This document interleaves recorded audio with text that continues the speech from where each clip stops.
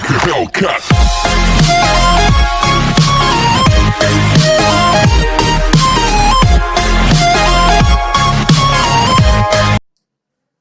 तो बच्चों आज सुबह क्लास नहीं हो पाई थी, तो मैं आज आपके लिए बना रहा हूँ अभी एक क्लासेस 11th के लिए जो 10वीं के में भी काम आएगा।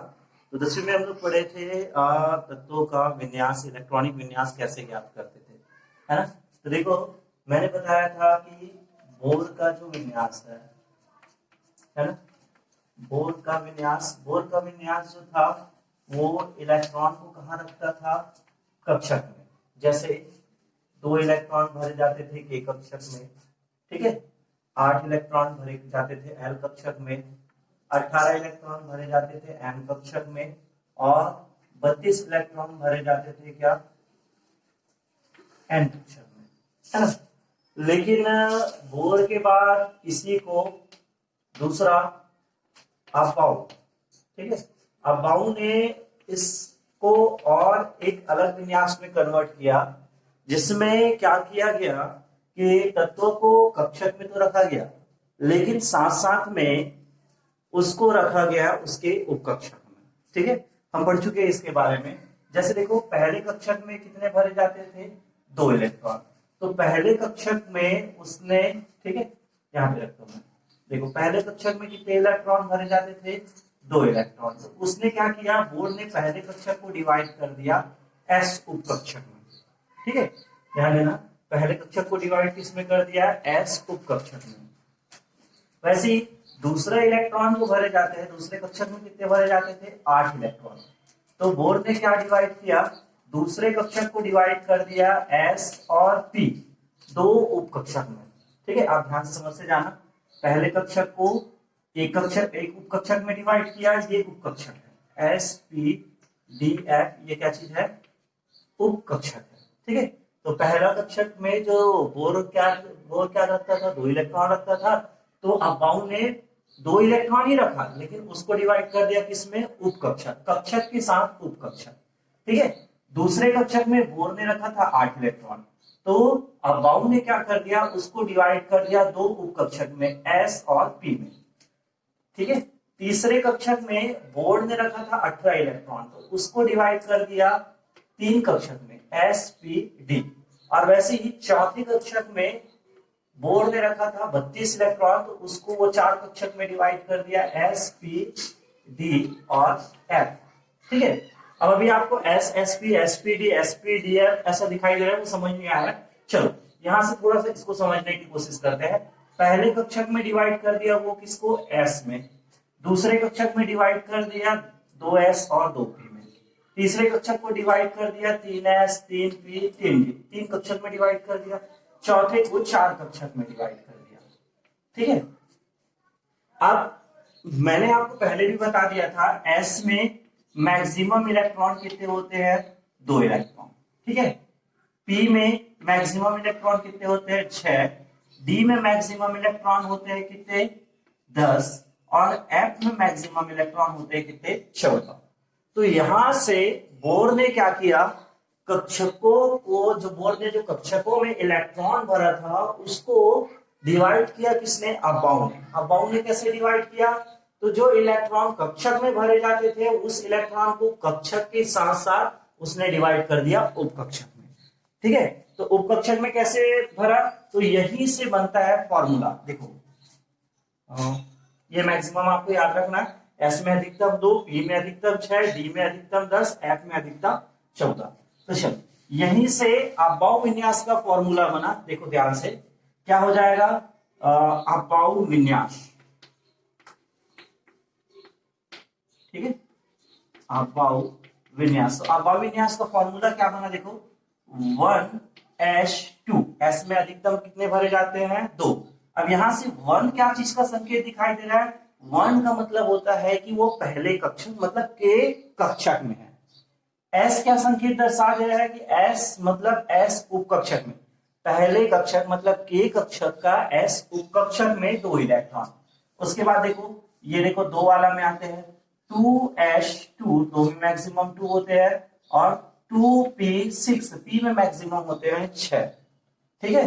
अब देखो इधर आगे और बढ़ते हैं, 3s2 3p6 3d10, ठीक है।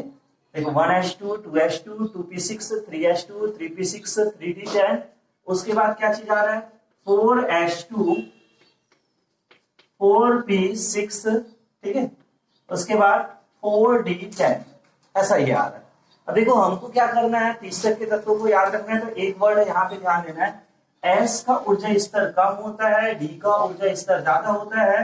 तो जब हम विन्यास लिखते हैं तो विन्यास के फॉर्मूला में याद रखना 4s2 पहले लिखा जाएगा, 3d10 बाद में लिखा जाएगा। तो चलो ये आपको अभाव विन्यास याद रख लेना है, 1s2 2s2 2p6 3s2 3p6 3d10 4s2 4p6 3d10, इतने हमारे लिए पर्याप्त है। फिलहाल हमारे जो तत्वों का जो इलेक्ट्रॉनिक विन्यास ज्ञात करना है उसके लिए, तो इसको आप स्क्रीनशॉट लेके अपने कॉपी में लिख लेना, और मैं आपको बताता हूं कि कैसे अभाव विन्यास से तत्वों का इलेक्ट्रॉनिक विन्यास निकालते हैं।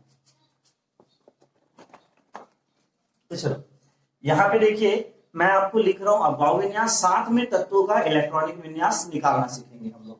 तो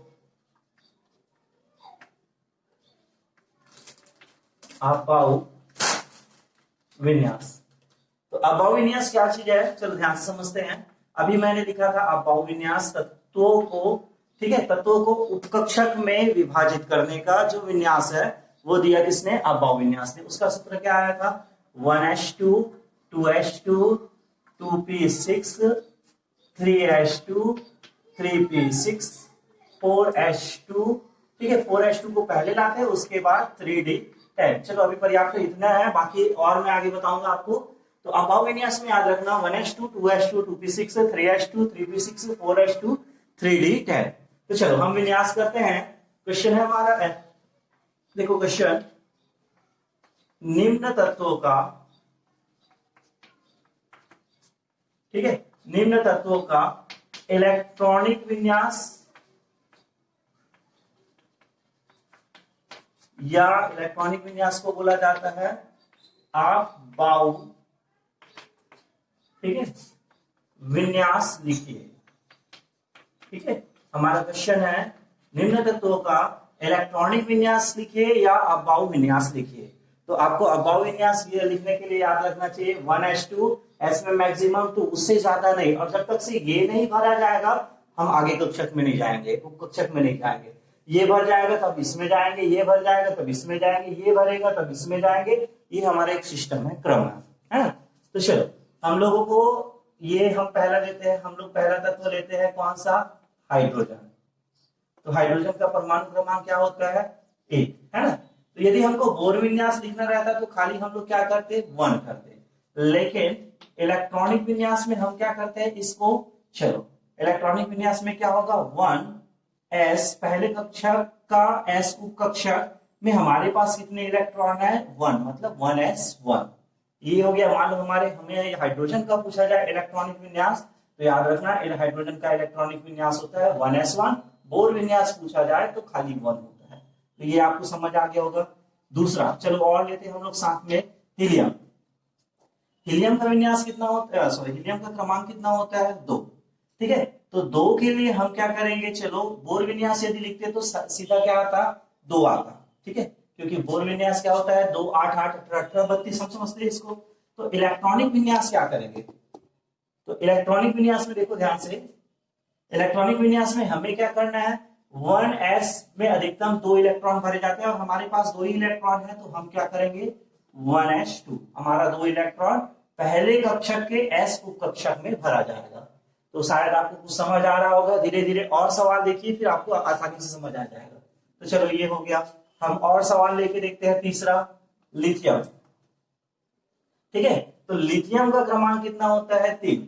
यदि हमको बोर विन्यास करना रहता है तो हम क्या करते 2 और 1, 2 आता पहले कक्षक में और 1 आता दूसरे कक्षक में। लेकिन हमको इलेक्ट्रॉनिक विन्यास करना है तो हम क्या करेंगे, देखो 2 आता पहले कक्षक में, ये 1s2 पहले कक्षक में 2 आया, दूसरे कक्षक में 1 आएगा, तो ये 2s क्या आ जाएगा 2s1। तो लिथियम का इलेक्ट्रॉनिक विन्यास क्या चीज हुआ 1s2 2s1। ठीक है, चलो और आगे जाते हैं हम लोग और समझते जाते हैं। लिथियम के बाद आता है हमारा बेरिलियम। बेरिलियम का क्रमांक कितना होता है 4। यदि बोर विन्यास करते हैं तो इसका क्या आता है 2 और 2, 2 और 2 4 हो गया। इलेक्ट्रॉनिक विन्यास में क्या हो जाएगा तो 2, पहले कक्षक कंप्लीट है इसका 1s2, कोई दिक्कत नहीं। ठीक है, फिर 2 आया तो 2 आएगा 1s2 कंप्लीट हो गया। हम आगे जाते हैं 2s2, इसमें 2 आ जाएगा तो 2 और 2 4 हो जाएगा, मतलब 2s2। ठीक है, तो ये हो गया लिथियम का। और हम लोग आगे जाते हैं 5वां। ठीक है, बोरान। बोरान का क्रमांक कितना होता है 5, इसका बोर विन्यास आता है 2 और 3। ठीक है, इलेक्ट्रॉनिक विन्यास में हम ध्यान देते हैं क्या चीज हो जाएगा 1s2 पहला कंप्लीट है, 1s2 कंप्लीट। दूसरे में क्या चीज है 3 इलेक्ट्रॉन है, तो 3 इलेक्ट्रॉन तो 1s कंप्लीट है, दूसरा में आते हैं तो 2 दूसरे s कक्षक में भरेंगे 2, 2s2 2 इलेक्ट्रॉन हुआ तो 2 और 2 4 हुआ, हमारे पास 5 है तो 1 इलेक्ट्रॉन बचेगा, तो वो किस में जाएगा 2p1। ठीक है, तो देखो 5 तत्वों का हम लोग इलेक्ट्रॉनिक विन्यास निकाले। क्या हाइड्रोजन का 1s1 होता है, हीलियम का 1s2 होता है, lithium 1s1 1s2 2s1, beryllium 1s2 2s2, boron 1s2 2s2 2p1। ऐसे करके हमको बहुत सारे तत्व मतलब सभी तत्वों का इलेक्ट्रॉनिक विन्यास ज्ञात करना है। तो इसको भी आप फटाफट स्क्रीनशॉट लेकर लिख लीजिए, या फिर आप वीडियो को रोक लीजिए, पॉज कर लीजिए और उसके बाद लिखिए। ठीक है, तो चलो 5 तत्वों का हम हो गया। हम और आगे जाते हैं और तत्वों का जाते हैं। हाँ, चलो और आगे तत्व जाते हैं 6वां तत्व। तो 6वां तत्व है हमारा क्या चीज कार्बन। Carbon C6। यदि बोर विन्यास पूछा जाता है तो हम क्या करते 2 और 4, पहले कक्षक में 2 दूसरे कक्षक में 4। लेकिन यदि हमको इलेक्ट्रॉनिक विन्यास पूछा जाए तो पहले कक्षक में 2 1s2, दूसरे कक्षक में 4 है तो पहले आएंगे किसमें 2s2। ठीक है, 2 और 2 4, हमारे पास 6 है तो बच गया 2, वो किस में जाएगा 2p2। तो ये हो गया कार्बन का। चलो और आगे जाते हैं। कार्बन के बाद आते हैं हम लोग क्या नाइट्रोजन का। नाइट्रोजन का 7 होता है, तो 7 होता है तो बोर विन्यास क्या होता है 2 और 5, पहले में 2 दूसरे में 5। तो इलेक्ट्रॉनिक विन्यास निकाल के देखते हैं क्या हो जाएगा 1s2। ठीक है, 2s2 2 और 2 4 हो गया। अगला क्या जाएगा 2p3, ताकि 2 4 और 3 7। हम जो भी लिख रहे हैं यहीं से लिख रहे हैं, कहीं अलग से नहीं लिख रहे हैं। ठीक है, और हम लोग आगे जाते हैं। चलो 8वां, यहाँ पे लिखता हूं मैं, है ना 8वां। देखो नाइट्रोजन हो गया। 8वां हमारा क्या होता है ऑक्सीजन। तो ऑक्सीजन का क्रमांक क्या होता है 8 होता है। तो चलो हम क्या करते हैं, इसका बोर विन्यास यदि हमको लिखना रहता तो 2 और 6। ठीक है, लेकिन इलेक्ट्रॉनिक विन्यास लिखेंगे तो हम क्या करेंगे 1s2 2s2, देखो 2 2 4 और इसमें आएगा कितना 2, तो 2p2। समझ आ रहा होगा सबको, है ना। और इसके बाद देखते हैं 9वां नंबर। चलो 9वां क्या होता है फ्लोरीन का होता है, सॉरी फ्लोरीन का 9वां नंबर होता है। तो चलो इसका क्रमांक क्या हो जाएगा 2 और 7। तो चलो इसका हम लोग ले जाते हैं इलेक्ट्रॉनिक विन्यास क्या हो जाएगा 1s2 2s2, 2 और 2 4 हो गया। अब कितने बचे हमारे पास 5, 9 करने के लिए, तो ये हो जाएगा 2p5। ठीक है, ये हो गया हमारा फ्लोरीन का इलेक्ट्रॉनिक विन्यास। और हम लोग आगे जाके देखते हैं। चलो 10वां हमारा क्या चीज होता है फ्लोरीन के बाद आता है नियॉन। तो नियॉन का 10 करते हैं। चलो ये क्या हो जाएगा 2 और 8, इसका दूसरा कक्षक कंप्लीट हो जाएगा, है ना 2 8 बोर विन्यास में दूसरा कक्षक कंप्लीट हो जाएगा। तो चलो इलेक्ट्रॉनिक में लिखते हैं हम लोग क्या हो जाएगा। पहला कंप्लीट है 1s2, देखो पहला कंप्लीट है, दूसरे में 8 है तो क्या हो जाएगा 2s2 2p6, देखो दूसरा भी कंप्लीट है। अब 2p6 के बाद तीसरा में जाते हैं तो ये समझ लो नियॉन है। तो आप ये पांचों भी अपने कॉपी में लिख लीजिए। Carbon 1s2 2s2 2p2, nitrogen का होता है 1s2 2s2 2p3, ऑक्सीजन का होता है 1s2 2s2 2p2, फ्लोरीन का होता है 1s2 2s2 2p5। ठीक है, नियॉन का क्या होता है 1s2 2s2 2p6। तो ये हो गया क्या हमारा 10वां। ठीक है, इसको भी आप स्क्रीनशॉट ले लीजिए या फिर वीडियो को रोकिए, इसको लिख लीजिए।